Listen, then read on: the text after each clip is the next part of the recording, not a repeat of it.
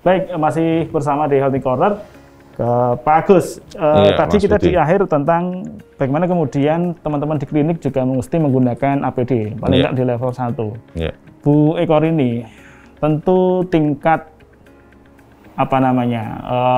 kemampuan klinik tidak sekuat rumah sakit untuk menyelenggarakan APD. Lalu bagaimana kemudian MCC atau teman-teman manajemen klinik Muhammadiyah ini mensikapi yang demikian, terutama pengadaan APD-nya?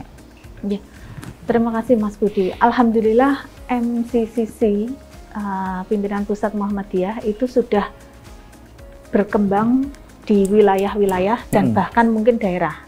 Jadi ada MCCC wilayah, ada MCCC daerah yang ikut memikirkan. Jadi sehingga klinik tersebut tidak memikir sendiri. Dia tidak hidup sendiri gitu ya? Tidak hidup sendiri. Kemudian kita juga sudah sering ada yang namanya semacam binaan. Klinik menjadi binaan rumah sakit. Ya. Kita contohkan aja misalnya di Jogja, itu sudah dibagi-bagi, misalnya Jogja itu membina klinik yang mana, PKU Gampeng membina klinik yang mana, PKU Bantul klinik yang mana. Nah, hal ini juga menjadi termasuk rumah sakit yang di Jawa Timur, Jawa Tengah dan yang lain. Jawa Timur, Jawa Tengah dan di provinsi-provinsi lainnya juga melakukan hal yang serupa, sehingga mereka akan berbagi. Seperti yang tadi Dokter Agus sampaikan, mereka kan untuk yang klinik ini tidak sampai mengerjakan tindakan yang sampai level 3. Iya, betul. Yang dengan APD level 3, sehingga APD-nya tidak seberat APD yang kita sediakan untuk rumah sakit. Ini dengan bantuan melalui rumah sakit yang terdekat, kemudian MCCC wilayah, MCCC daerah, atau mungkin dengan MPKU di daerah tersebut, itu alhamdulillah terbantu lah, ada bantuan di situ, baik melalui logistik yang MCCC pusat maupun yang di daerah dan wilayah tadi ya. Dokter Agus, kalau kita kemudian sekarang kita mencoba untuk diskusi mengenai rumah sakit dan penularan COVID sendiri. Kalau tadi kita sudah menyinggung tentang APD yang mesti digunakan oleh rumah sakit dan klinik. Sekarang kalau kita lihat di beberapa media menyebutkan tentang sekian tenaga kesehatan meninggal dunia. Kalau kita berbicara, tentu kita prihatin dan berduka. Kita doakan teman-teman pahlawan ini husnul khotimah gitu ya. Amin. Tuh, ya. Lalu kemudian kalau kita berbicara mengenai di mana sih sebenarnya lokasi atau ruang yang rentan untuk penularan COVID-19 bagi tenaga kesehatan? Iya. Terutama di rumah sakit. Iya. Di ruang apa atau di bagian-bagian apa sebenarnya? Dari beberapa penelitian menunjukkan bahwa yang terbesar itu malah di ruang ganti ya. Ruang ganti APD itu ya. Ini mungkin karena tingkat kelelahan teman-teman di lini terdepan gitu ya.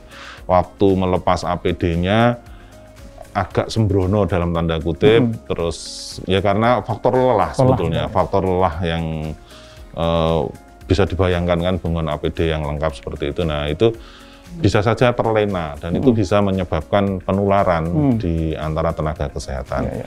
Kemudian yang berikutnya bisa saja ini berasal dari interaksi antara pasien dengan tenaga kesehatan. Nah, ini juga itulah mengapa pentingnya triase, pentingnya pendidikan pada pasien. Jadi tidak hanya APD saya kira yang penting pada pencegahan infeksi ini, tapi juga bagaimana kita bisa mengedukasi masyarakat tadi agar juga mereka ikut berpartisipasi dalam rangka pencegahan penularan dengan tadi menggunakan perlengkapan yang standar ke rumah sakit. Yang kedua juga bagaimana memberikan informasi yang benar kepada teman-teman sejawat yang memeriksa, baik itu perawat maupun dokter.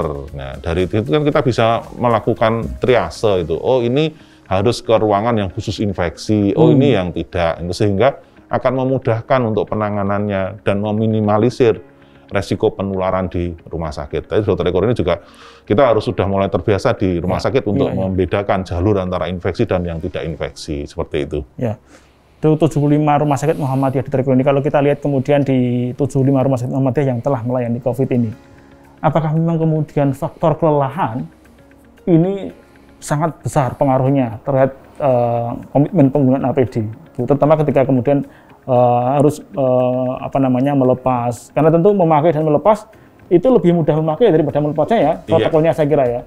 mungkin Bu Irin bisa menjelaskan pada kita semua terkait dengan bagaimana kemudian di Rumah Sakit Muhammadiyah sendiri yang demikian.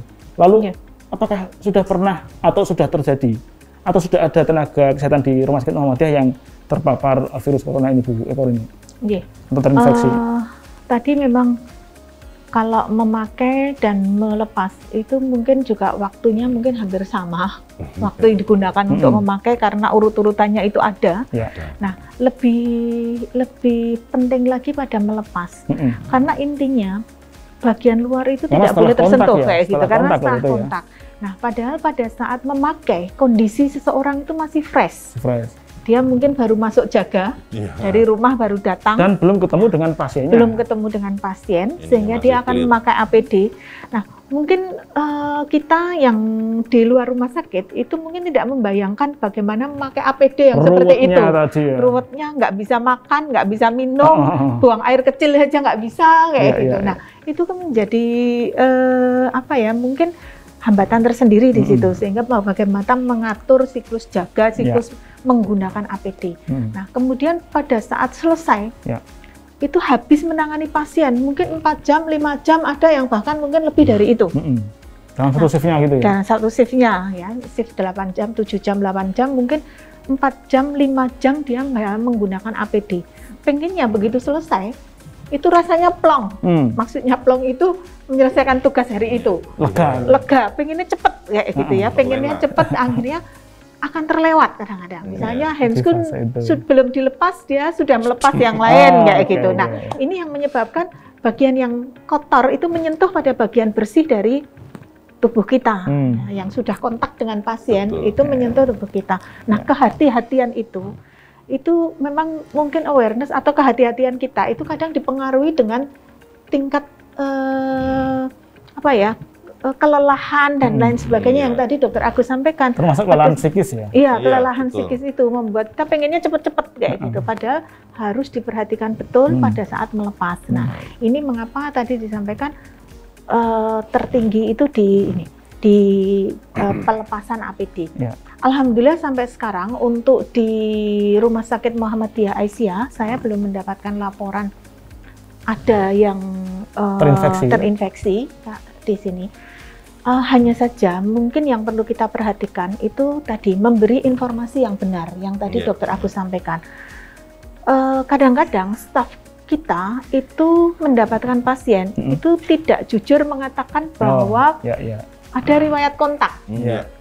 Entah itu kontak dari tempat yang menjadi klaster sumber penularan atau kontak dengan orang yang sudah positif gitu.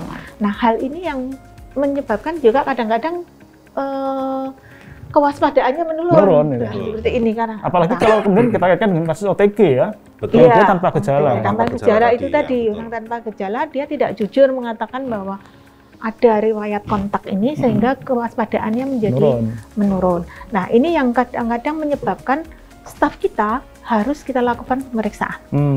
Ya, walaupun belum kondisi sakit atau belum masuk di dalam PDP, tapi dia juga sudah menjadi OTG jadinya. Jadi harus kita lakukan misalnya dengan rapid test atau bahkan sudah beberapa staf kita yang kita lakukan swab. Sejauh ini tetap negatif ya? Ya, alhamdulillah belum ada laporan untuk staf di Rumah Sakit Muhammadiyah Aisyah yang positif. Ya, di klinik sendiri Bu? Di klinik klinik saya juga belum mendapatkan laporan ini. Ya, Dokter Agus.